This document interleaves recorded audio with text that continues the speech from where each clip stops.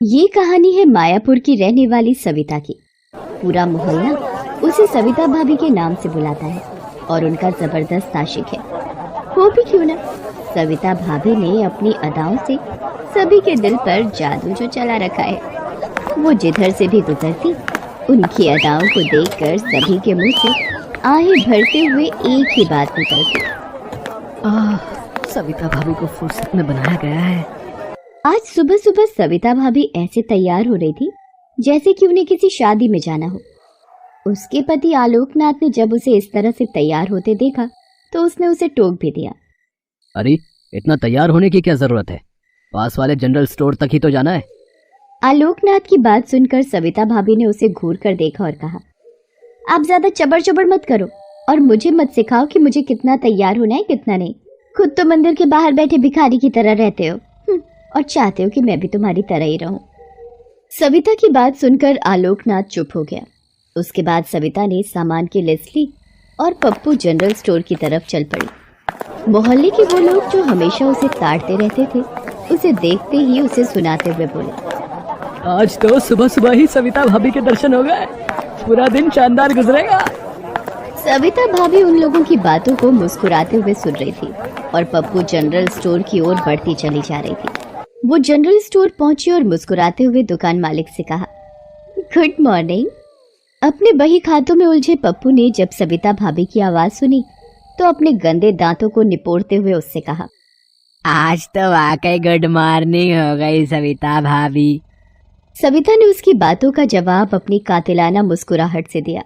फिर सविता ने Pappu general store वाले को अपने साथ लाई सामानों की लिस्ट दी और उससे कहा, पप्पू भैया जरा मेरा सामान जल्दी से पैक कर दो, उनको ऑफिस जाना है।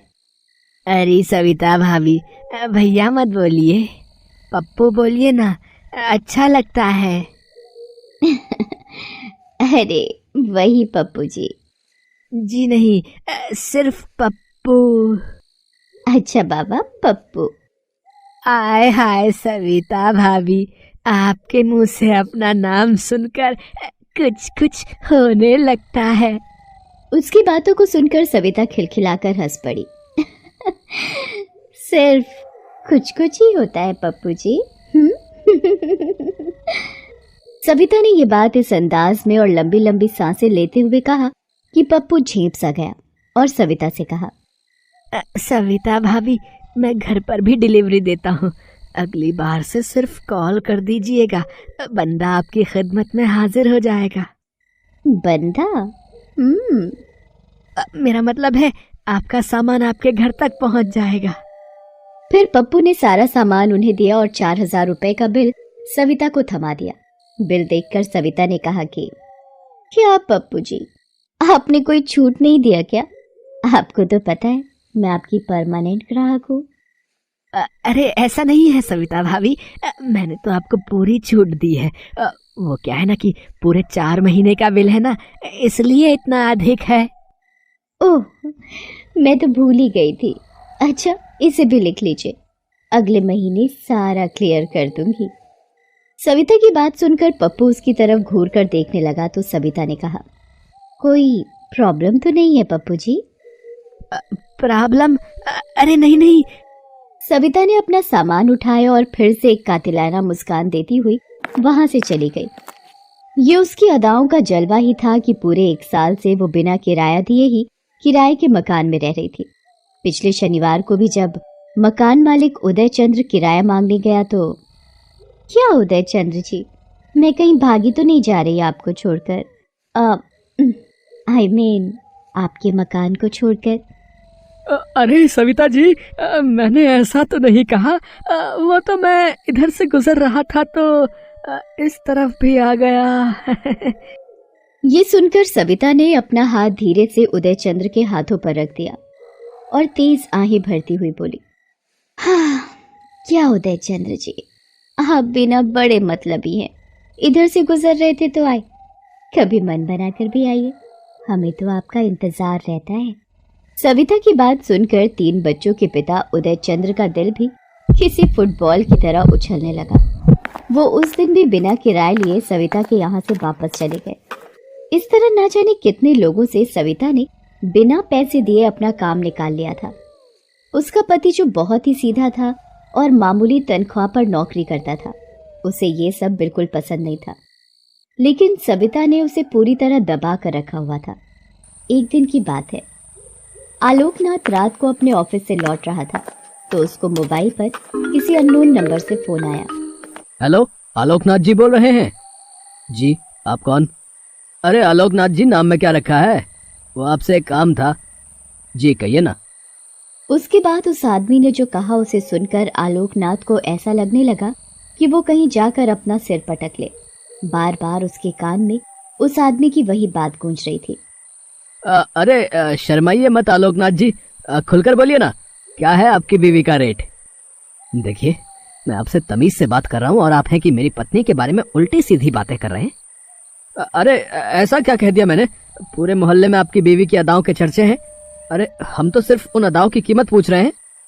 आलोकनाथ क्या जवाब देता, उसने फोन काट दिया।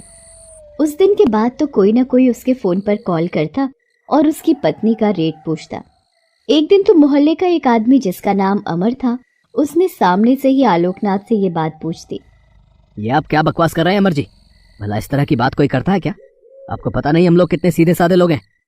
अरे किस बात पर इतना भड़क रहे हैं आप? हैं, मैंने ऐसा क्या गलत पूछ लिया? पूरे मोहल्ले के लोगों के साथ आपकी बीवी गुलछर्रे उड़ाती है, ये बात आपको पता नहीं है क्या? बड़े आए सीधे साधे लोग हैं। आलोकनाथ का सिर शर्म से जमीन में गड़ गया। उस दिन उसने तय कर लिया कि चाहे कुछ हो जाए, वो अपनी पत्नी से इस बारे में जरूर बात करेगा। घर पहुंचते ही उसने अपनी पत्नी से इस बारे में कहा और ये भी बताया कि लोग उसके बारे में क्या सोचते हैं। उसकी बातों को सुनकर सविता चिढ़ गई। आप भी ना बड़े नैरो माइंड के हो। अरे औरत किसी से हंसकर बात कर ले तो ऐसा क्या गुनाह कर दिया? सविता, बात ये नहीं कि तुमने हंसकर बात की, बात ये है कि तुम्हारी हंसी का क्या मतलब लगाया जा रहा है। जिसको जो मतलब लगाना है लगाने दो। और हाँ, मेरी इस हंसी के कारण पूरे 1 साल से बिना किराया दिए इस घर में रह रहे हो। राशन वाले को राशन का पैसा नहीं देना पड़ता, दूध वाला भी फ्री में दूध दे रहा है। अगर मैं इस तरह ना हंसू बोलूं तो तुम्हारी मरियल तनख्वाह में तो सूखी रोटी भी नसीब ना हो, और छत की बात तो दूर ही समझो। सविता, जिसकी जितनी चादर हो उतना ही पैर फैलाना चाहिए। माना कि मैं कम कमाता हूँ, लेकिन इतना भी कम नहीं कमाता कि तुम्हें पेट भर ना खिला सकूं। प्लीज तुम ये सब करना छोड़ दो, इससे तुम्हारी बदनामी होती है। देखिए, आप अपना लेक्चर बंद करिए और मुझे जो करना है करने दीजिए, नहीं तो मैं घर छोड़कर चली जाऊंगी। आलोकनाथ अपनी पत्नी को बहुत प्रेम करता था। वो उसकी भलाई चाहता था, लेकिन वो तो अपनी धुन में रहती थी। हालांकि उसकी पत्नी ने कभी कोई गलत काम तो नहीं किया था, लेकिन उसकी छवि गलत बन गई थी। लेकिन उसे पता नहीं था कि एक दिन उसकी यही छवि उसे कितना शर्मसार करने वाली है। एक दिन जब वो घर में अकेली थी, तभी 2 लोग उसके घर का दरवाजा खटखटाने लगे। उसने दरवाजा खोला तो 2 अनजान लोगों को दरवाजे पर खड़ा देखा। वे दोनों नशे में थे। यहाँ कोई सविता रहती है क्या? मैं ही हूँ सविता, बोलिए क्या काम है? काम काम तो वही है जो पूरे मोहल्ले के साथ तुम करती हो, बस वो हमें तुम्हारा रेट पता नहीं है। जरा वो बता दो तो काम हो जाएगा। हाँ? उन दोनों लोगों की बात सविता ने जब सुनी तो उसे बहुत गुस्सा आया। ये क्या बकवास है? होश में तो हो तुम दोनों? पूरे मोहल्ले को मदहोश कर रखा है और हमें होश में रहने को कह रही हो। ये कहकर वे दोनों सविता से बदतमीजी करने लगे। संयोग से उसी समय आलोकनाथ वहां पहुंचा। उसने उन 2 लोगों को अपनी पत्नी से बदतमीजी करते देखा तो वो उनसे भिड़ गया। तुम लोगों की हिम्मत कैसे हुई मेरी पत्नी से बदतमीजी करने की? अबे चल चल, बढ़ाया पत्नी का पहरेदार। उन दोनों आदमियों ने आलोकनाथ को बहुत मारा, लेकिन आलोकनाथ भी हार मानने वाला नहीं था। उसने भी उन दोनों को खूब मारा। एक का तो सिर भी उसने फोड़ दिया। उसने भी गुस्से में आकर आलोकनाथ को चाकू मार दिया। उसके बाद दोनों भाग गए।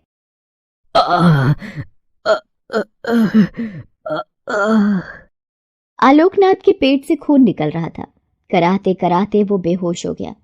सविता ने जब ये देखा तो तुरंत उसे लेकर अस्पताल पहुंची। डॉक्टरों ने उसका इलाज शुरू किया। पूरे 48 घंटे बाद वो होश में आया। जब उसे होश आया तो सविता उसके पैरों के पास बैठी हुई थी। उसकी आंखों से लगातार आंसू बह रहे थे। मुझे माफ कर दीजिए जी, मैंने कभी आपकी बात नहीं सुनी, अपनी ही मस्ती में मस्त रही, आपका अपमान किया और आपकी बेइज्जती भी कराई।